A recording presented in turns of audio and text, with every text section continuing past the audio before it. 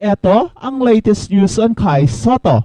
Currently ay nasa Pilipinas pa ang ating idol at ginagawa niya ang lahat upang paghandaan ang nalalapit niyang pagsabak sa isang grueling tryouts in front of NBA team coaches sa pagbabalik niya sa US by the end of May or by the start of June. Ngayon pa lang ay kaliwat kanan na ang mga NBA teams na nagpapahiwatig ng interest na makita kung gaano na kalaki ng improvement ni Kai at kung makakapasa ba siya sa NBA standard. Knowing kung gaano kabangis ang mga NBA coaches ng mga NBA teams ay talagang pinaghahandaan ng maigi ngayon ni Kai ang kanyang napipintong paglalaro in front of NBA coaches, scouts and executives. Alam ni Kai na hindi madaling kumbinsihin ang mga NBA teams, kaya he is making sure na ginagawa niya ang tamang preparasyon upang sa pagdating niya sa US ay magiging second nature na sa kanya ang lahat at hindi na siya maninibago sa mga ipapagawa ng mga coaches and skills trainers kapag dadalo na siya sa mga NBA minicamps and workouts. Kahit kaliwat kanan ang mga NBA teams na nagka-interest kay Kai, ay hindi pa rin ito panigurado na makakuha siya ng isang guaranteed NBA contract. Dadaan pa si Kai sa isang matinding pagsubok sa mga skills workout at mga scrimmages para kumbinsihin ang mga NBA teams na karapat-dapat siyang bigyan ng isang guaranteed NBA contract. Kaya ngayon pa lang ay patuloy ang rigid training ni Kai both sa kanyang skills at sa kanyang pagpapalakas ng kanyang katawan. So far ay napakalaki na ng pinakitang kaibahan niya sa kanyang laro at nag-complement na ang kanyang newfound strength and power sa kanyang insane skills. Put together ay isang mamaw na si Kai ang ating nakita sa Japan B-League, and the scary reality ay malayo pa si Kai sa kanyang full potential. So in other words, ay malaki pa ang room for improvement sa laro ni Kai at dahil sa kanyang pagpapalaki ng katawan, ay unti-unti na niyang napunan ang kanyang mga weaknesses. And the good thing ay, habang lumalakas ang kanyang katawan, ay mas lalo pa siyang bumibilis at lumulubo pa ang kanyang kumpiyansa na siyang nakapagbigay sa kanya ng lakas ng loob na gagawin ang mga moves na noon ay sa mga practices lang niya ginawa. So in other words, ay merong gustong patunayan si Kai sa kanyang pagbabalik US. Merong misyon si Kai na dapat niyang tuparin at ito ay ang katuparan ng kanyang NBA dream. Well, mahirap man itong mangyayari, pero dahil sa sky-high confidence ni Kai, ay siguradong makakahanap pa rin siya ng paraan. Dala-dala kasi ni Kai ang NBA dream rin ng buong sambayan ng Pilipino.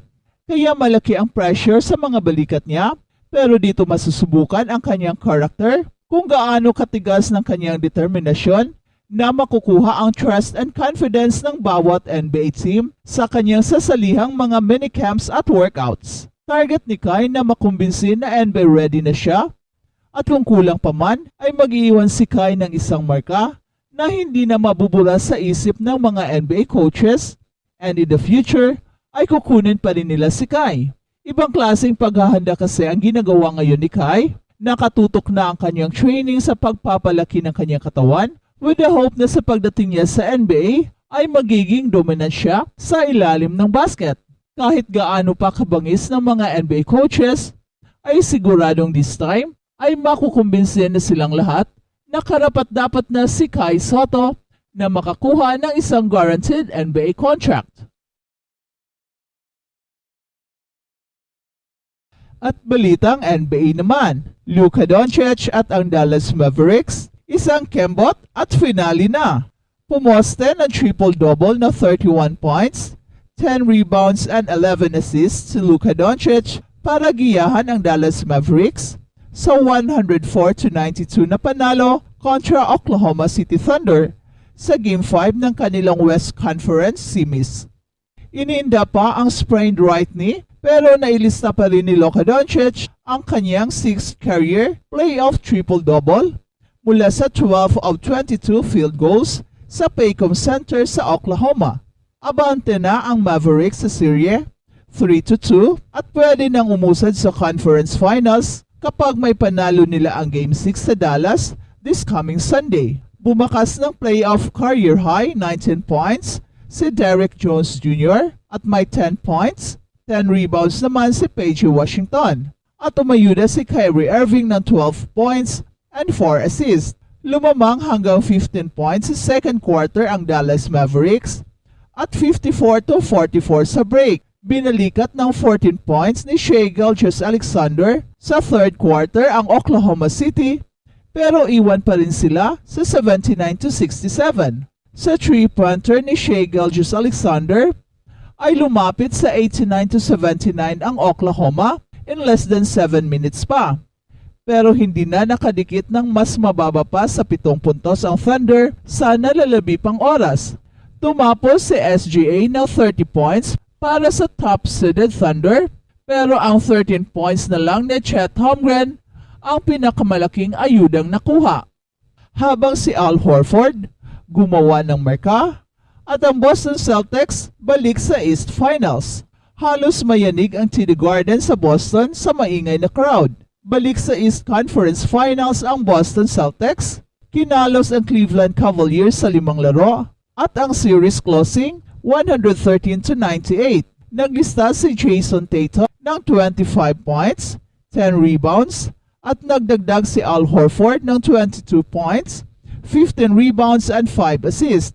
Nasa conference finals sa ikatlong sunod-sunod na season ang Celtics. Inihanay ni Al Horford ang pangalan sa tabi ni Kareem Abdul-Jabbar at LeBron James bilang tanging players na merong edad 37 pataas sa kaysaysayan ng NBA na nagsumiti ng 20 points, 15 rebounds, 5 assists sa laro ng playoff. It's special. It's something that's hard to do. This is another positive step of where we want to go. Yan ang sabi mismo ni Al Horford. At hihintayin ang Boston Celtics ang winner ng serye ng New York Knicks at Indiana Pacers. Abante ang New York Knicks 3-2.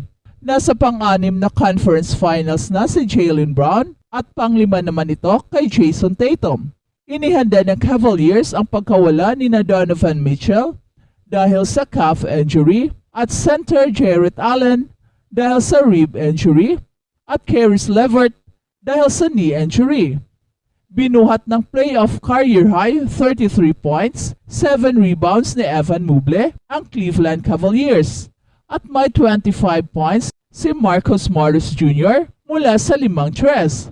Pumukpok sa first 3 quarters ang Cavaliers, idinikit sa 88-85 sa kaagahan ng fourth quarter bago umalagwa ng 13-2 run ang Celtics tungo sa 101-87 lead in less than 7 minutes sa laro. At gaya ng ginawa nila sa Game 4 na wala si Donovan Mitchell, ginamit ng Cavaliers ang 3-point line para makasabay sa Celtics at nakapagpasok sila ng 8 of 19 sa unang 24 minutes ng laro.